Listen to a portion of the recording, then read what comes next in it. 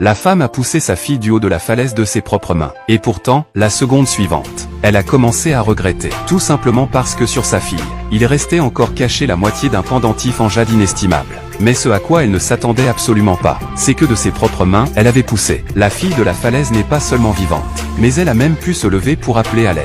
Puis elle a utilisé toute sa force pour marcher vers le milieu de la route. Enfin, elle s'est effondrée devant une voiture de luxe. Et à ce moment-là, le PDG dans la voiture de luxe a fini par baisser la vitre et jeta un coup d'œil curieux. Il a alors vu dans les mains de la fille le pendentif en jade qu'elle tenait fermement. Et il a découvert, horrifié, que ce pendentif en jade était exactement celui qu'il cherchait depuis des années. Le pendentif de la fille. Il l'emmena donc rapidement à l'hôpital. Mais pourquoi le garçon, seulement avec un pendentif, pouvait-il déterminer que la fille était celle qu'il cherchait? Il y a 15 ans. Lui et la fille ont grandi dans le même orphelinat. Et chaque fois qu'il était intimidé par les autres enfants, la fille venait toujours le sauver malgré le danger. Donc il a peu à peu commencé à l'aimer, et a donné à la fille la moitié de son pendentif en jade. Il a promis qu'une fois grand, il l'épouserait à coup sûr. On pensait qu'à partir de ce moment, ils grandiraient heureux ensemble. Mais à l'improviste, ce jour-là, la famille du garçon est venue le chercher, bien que le garçon fût très réticent. La famille l'a emmené de force, héritant d'1 million d'héritage. Frère Mo. Ali, attends-moi. Je t'épouserai quand je serai grand, c'est promis. Frère Mo, je t'attendrai.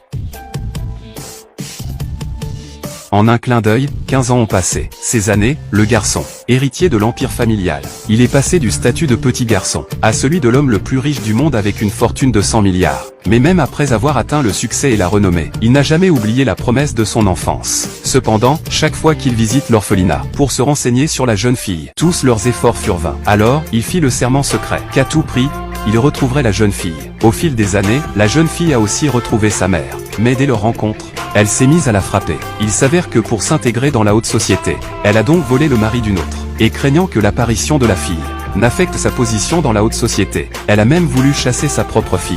À ce moment, en haut, le bienfaiteur et sa fille ont entendu du bruit et sont descendus. Ils n'ont pas seulement chassé la fille, ils l'ont même laissée rester temporairement. Et la fille pensait avoir rencontré des gens bien. Mais elle ne s'attendait pas à ce que la femme calculatrice soit en fait attirée par sa beauté. Elle a donc pensé à utiliser sa beauté pour obtenir des avantages pour sa famille.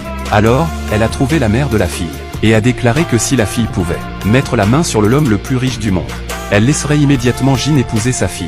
La mère, entendant cette bonne nouvelle, et a commencé à jouer. Ma mère aussi vivait sous le toit d'autrui. Les souffrances endurées toutes ces années, tu ne les connais pas du tout.